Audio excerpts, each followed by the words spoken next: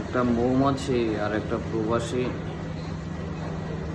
ঠিক একই রকম কাহিনী আর একই রকম কার্যকলাপ।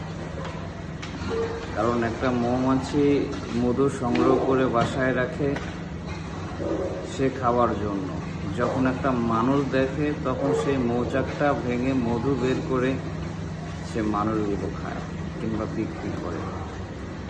ঠিক একটা প্রবাসী তেমন, যে নিজে সারা জীবন উপার্জন করে সঞ্চয় করে, আর সেই সঞ্চয় করা জমানো টাকাটা তার আত্মীয় স্বজন, তার শুভাকাঙ্ক্ষীরা বসে বসে খায়, নষ্ট করে।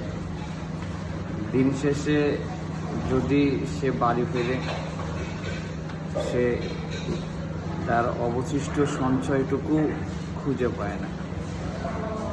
এটাই প্রকৃতির নিয়ম, আর প্রবাস।